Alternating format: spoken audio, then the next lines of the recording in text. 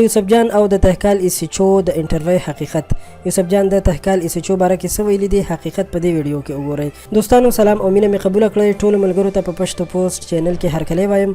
قدرمنو دوستانو د امیر تهکال د واقعې څو ورځې وشوې خو اوس هم هغه درد نه دی ختم شوی او خلک د حکومت نه غوښتنه کوي چې زر تر زره د ایسچو ته سزا ورکړل شي. خو ځینې خلک دا ګیلې هم کوي چې یوسف جان هر وخت د اجلاګانو کمرو ته ورځي انټرویو ورسره کوي او د غریبانو کور ته ورځي د غم ساز ولګوي او انټرویو ورسره وکړي.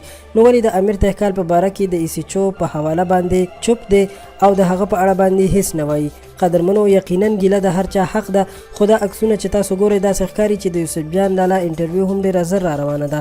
خو په دې باره کې مخکې هم یوسف جان پریس کانفرنس لا ورغلی و چې هلته نور هم ډېر صحافیان راغلي وو خو د پولیسو مشران هلته حاضر نشول او هلته هم یوسف جان یو ویډیو جوړه کړې وه چې هغه تاسو د هغه په چینل باندې کتلی شئ. دوستانو په وړو وړو خبرو باندې باید موږ خپل مشران بې عزته نه کړو، ځکه چې که تاسو وایئ یوسف جان مجرمانو له ورځي هغوی سره ویډیوګانې کوي یا هجلاګانو له ورځي او یا د ټولنې نورو خلکو سره ویډیوګانې جوړوي، نو یقین وکړئ چې په دغه ټولو ویډیوګانو کې زموږ لپاره یو لوی سبق پروت وي او موږ د هغې نه عبرت اخلو. بلکې یوسف جان غریبانانو سره مدد هم کوي یا د هغوی لپاره ویډیو جوړوي او د غم ساز ورسره لګوي، نو په دغه ویډیو کې هغه خپل نمبر هم نه ورکوي او هغه د همدغه غریبانانو د کورنۍ نمبر ورکوي او وایي که هر څوک مرسته کوي نو دې غریبانانو سره مرسته وکړئ، ځکه هغه فکر کوي چې سبا ورځ زه د چا د حق په خوړلو بدنام نشم، چې دی د ایماندارۍ یو لوی ثبوت دی. نو موږ خلک ولې ډېر زر احساساتي کیږو او د بل انسان مجبورو ته نه ګورو خو بدرد او کنځل لیکو.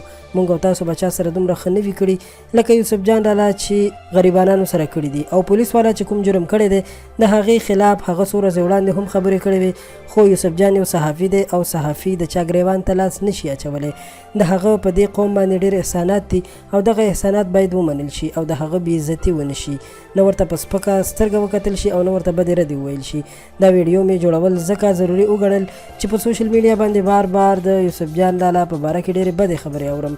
امید لرم چې زما د ویډیو په مقصد به تاسو پوه شوي یئ.